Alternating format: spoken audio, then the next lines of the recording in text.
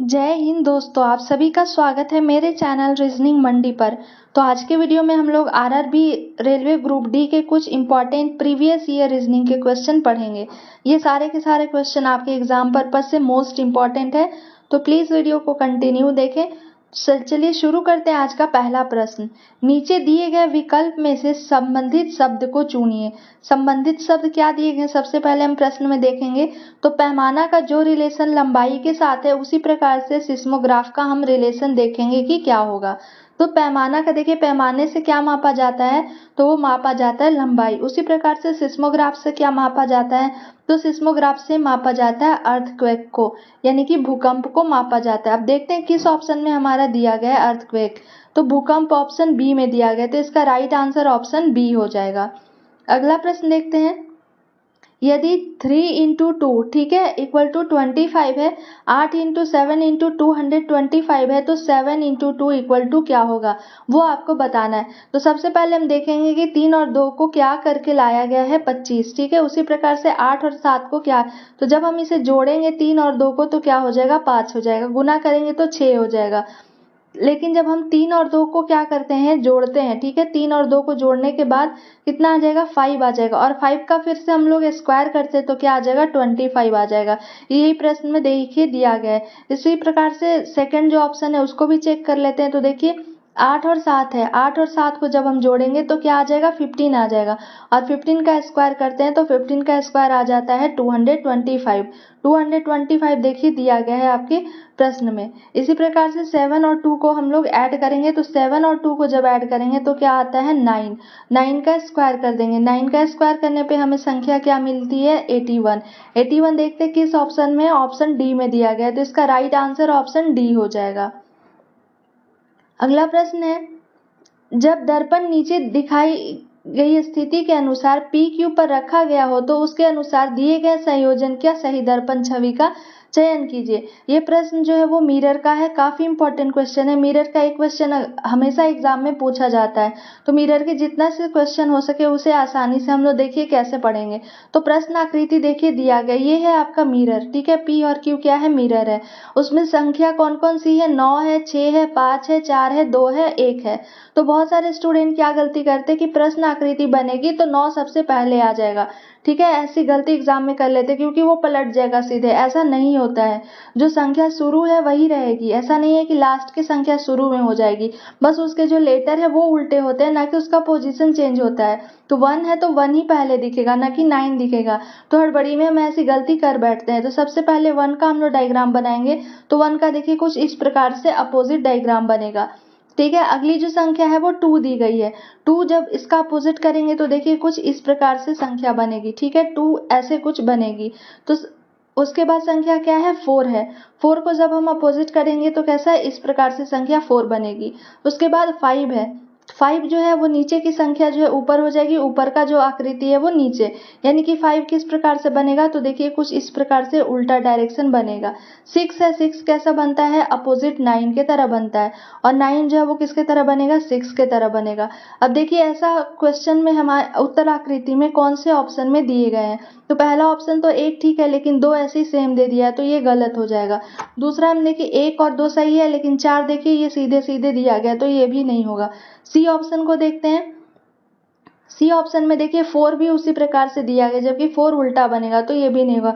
बच्चा option D है हमारा, तो राइट आंसर इसका ऑप्शन डी हो जाएगा। एक बार वैसे हम लोग चेक कर लेते हैं। देखिए एक भी उल्टा है, 5 4 5 6 और ये 9, ये सारे के सारे इसी प्रकार से मिल रहे हैं, तो इसका राइट आंसर ऑप्शन डी हो जाएगा। अगला प्रश्न देखते हैं। दी गई आकृति में वृत्त वाहन को निरूपित करता है, त्रिकोण 4 पहिया वाहन को निरूपित करता है, और आयतकार को निरूपित करता है। तो कौन सा क्षेत्र कार और 4 पहिया वाहन को निरूपित करता है लेकिन वाहन को नहीं। अब सबसे पहले देखिए कि वृत्त क्या है वाहन है, तो वृत्त कहाँ दिया गया इसी में, तो ये हमारा क्या है वृत्त है, तो इस जगह को हम लोग वृत्त से डिनोट कर देते हैं, ठीक है। अगले में देखिए त्रिकोण 4 पहिया है, ये त्रिकोण है, ये क्या दिया गया है आपका, तो ये 4 पहिया का दिया गया है, तो इसे भी हम लोग नोट कर लिए कि 4 पहिया है। अगला क्या कह रहा है कि आयत, यानी या आयत ये है, ये क्या है कार है, तो कार को लिख देते हैं। अब प्रश्न में हमसे क्या कह रहा है अकॉर्डिंग टू क्वेश्चन कि वो क्या होगा कार और 4 पहिया वाहन को निरूपित करता है लेकिन वाहन नहीं। चार पहिया वाहन को, कार और चार पहिया को कर रहा है, लेकिन किसको नहीं कर रहा है? तो आपका क्वेश्चन में दिया गया है कि वाहन को नहीं कर रहा है। ये जो है वृत्त वो किसका है? वाहन का है, तो हम यहाँ वाहन लिख देते हैं। वो यानी कि वो जो नंबर है वो किस में कॉमन होना चाहिए? तो चार पहिया और कार में। ये देखिए ये कोई नंबर नहीं है, चार पहिया और कार में दोनों में ये नंबर है मेरा क्या होना चाहिए? दोनों सेम होना चाहिए। तो आर की बात करते हैं सबसे पहले, तो आर सिर्फ और सिर्फ किसमें है? चार पहिया में है, तो ये भी नहीं होगा। पी की बात करते हैं तो ये सिर्फ वाहन में है, ये भी नहीं होगा। उसके अलावा ऑप्शन देख कौन, देखिए सिर्फ और सिर्फ इसमें एक क्यू ही ऑप्शन है, ठीक है, इसे ध्यान से देखिएगा। तो क्यू ही एक सिर्फ ऑप्शन है जो चार पहिया और कार दोनों में कॉमन है, लेकिन वाहन में नहीं है। ये वाहन क्या है हमारा? ये सर्किल है, ठीक है। और क्वेश्चन में वही कह रहा है कि वाहन को निरूपित नहीं करता है, तो ये हमारे सर्किल में नहीं आ रहा है। तो क्यू ऐसा नंबर है जो आपको दोनों में कॉमन है, यानी कि कार में, यानी देखिए इसमें ये त्रिकोण जो दिया गया है उसमें भी कॉमन है और ये कार है उसमें भी कॉमन है, लेकिन ये सर्किल के अंदर नहीं है। तो इसका राइट आंसर ऑप्शन बी हो जाएगा, कार, यानी क्यू नंबर जो है वो सही हो जाएगा। अगला प्रश्न, चलिए अगला प्रश्न देखते हैं। अनन्या पूर्व की तरफ कितना किलोमीटर जाती है? तो 3 किलोमीटर चलती है, और फिर वह दाईं ओर मुड़ जाती है, 1 किलोमीटर चलती है। अब वह अपनी प्रारंभिक स्थिति से किस दिशा में है? तो सबसे पहले ऐसे प्रश्न को, डायरेक्शन के प्रश्न को जानने के लिए हमें डायरेक्शन का सही ज्ञान होना चाहिए कि किस दिशा में कौन सा होता है। तो ये जो ऊपर का डायरेक्शन होता है उसे हम लोग क्या बोलते हैं? उत्तर बोलते हैं, ठीक है। ये जो हो जाता है वो क्या होता है? दक्षिण होता है। ये जो साइड होता है वो पूरब होता है, और इस साइड को हम लोग क्या बोलते हैं? पश्चिम बोलते हैं, ठीक है। इसका जानकारी सबसे पहले हमें होना चाहिए। अब क्या कह रहे हैं कि पूर्व की तरफ 3 किलोमीटर, यानी कि इस जगह से मान लेते हैं अनन्या यहाँ है, तो इस जगह पे चलिए, कितना किलोमीटर चली है? तो 3 किलोमीटर। पूरब दिशा में ही कह रहा है, तो पूरब दिशा किधर होगा? इधर होगा। फिर दाईं ओर मुड़ जाती है, जब इधर जा रही है तो उसका दाईं ओर कौन से डायरेक्शन में होगा? नीचे के डायरेक्शन में होगा। नीचे जाकर वो कितना किलोमीटर चली है? तो 1 किलोमीटर चली, इसे हम लोग लिख लेते हैं 1 किलोमीटर। अब वो अपनी प्रारंभिक स्थिति देखिए उसका कहाँ था? यहाँ था। कह रहे किस दिशा में?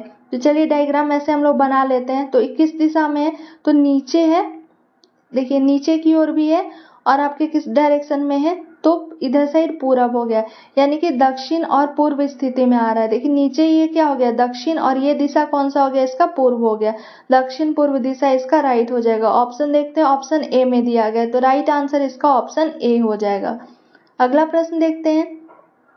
विकल्प आकृति का चयन करें जो प्रश्न आकृतियों की श्रृंखला को पूरा करेगा। अब प्रश्न आकृति में देखिए क्या दिया गया है। इसमें एक आपका दिया गया है डायग्राम, उसमें क्या है? इसमें फर्स्ट में हम देख रहे हैं कि ये इस कॉर्नर पे है, तो दूसरे में क्या हो रहा है? तो इसके ठीक नीचे ये आ जा रहा है, ठीक है। ये आपका जिस डायरेक्शन में दिया गया है उसके डायरेक्शन से नीचे आ रहा है, तो इसमें भी ये फिगर दिया गया है। इसका पूछ रहा है कि क्या होगा? तो जब इस ये डायरेक्शन में है तो ये कहाँ आ जाएगा? ऊपर की डायरेक्शन में, क्योंकि पहले की आकृति को हम देखेंगे कि कैसे लिखा है, तो सेम डायरेक्शन है, बस उसके नीचे है। तो इसमें हम देखेंगे कि ऊपर की ओर कौन है, तो ऑप्शन ए में आपका ऊपर की ओर नहीं दिया गया है, और साथ ही साथ इसमें सर्किल के अंदर ही छोटा एक गोला दिया गया है, इसमें बाहर है, तो ये नहीं होगा। ऑप्शन बी भी नहीं होगा, बीचों बीच है। ऑप्शन सी नहीं होगा। ऑप्शन सी में क्या आपका डायरेक्शन जो है वो चेंज कैसे किया? इस ऐसे किया, ना कि इस तरीके से किया है। तो डी ऑप्शन इसका राइट हो जाएगा, क्योंकि डी ही इसके जस्ट अपोजिट में दिया गया है, तो डी इसका करेक्ट आंसर हो जाएगा। अगला प्रश्न चलिए देखते हैं।